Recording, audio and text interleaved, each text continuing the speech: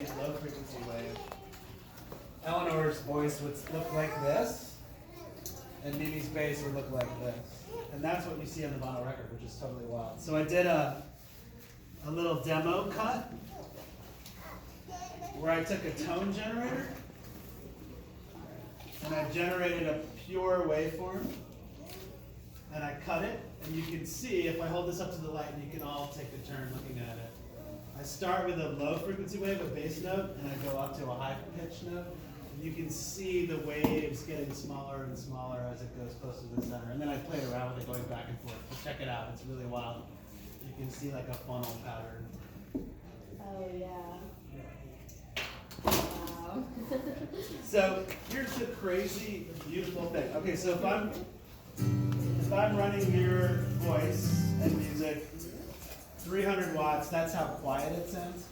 That's because the cones are airtight and they focus all the vibrations on the bottom.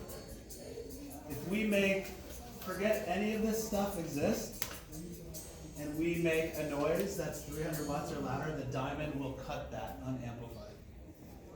So just a diamond vibrating the sound waves etches sound on an object, which I think is magic.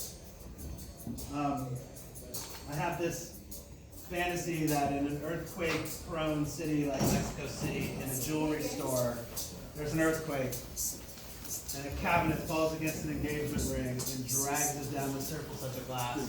Would it etch the earthquake vibration? It might. Now when the diamond starts dragging on the record or etching, it kicks off a single strand of reverse groove.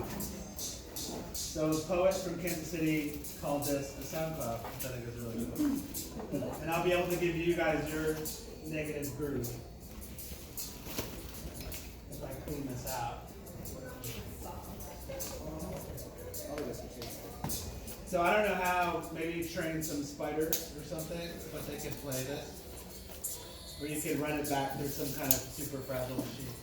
Now, if you think about the grooves on a record, how many grooves are on a record? If you count them like tree rings, it's going to be like 1,000. But in truth, it's one groove that spirals like a nautilus towards the center. So you can imagine that with a long song, this is going to be quite long. So I need to suction it out of the way. So there's a vacuum back in there that's sucking through that.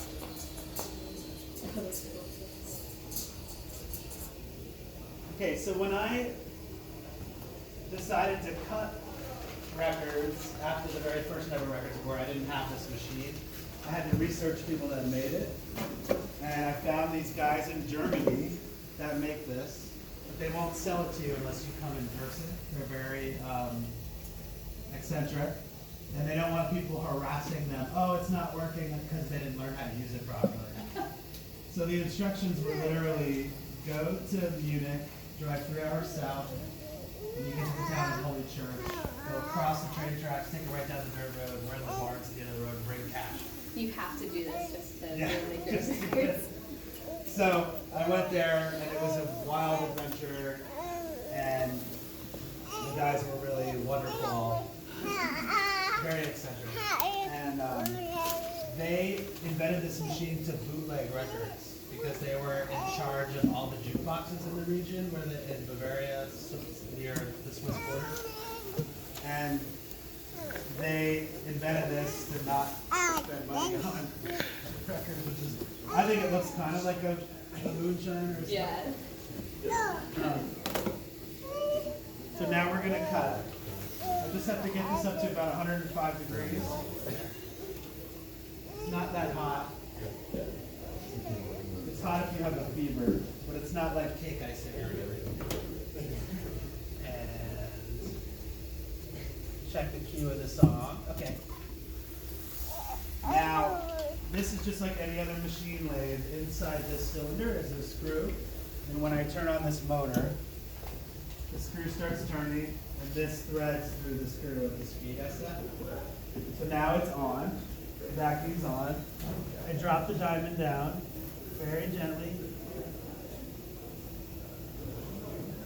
Okay, now we're cutting. So I give it a lead out, cue the music, So now that is cutting. Thank you, Theo. That's awesome. All right, now here's the cool thing about the Germans.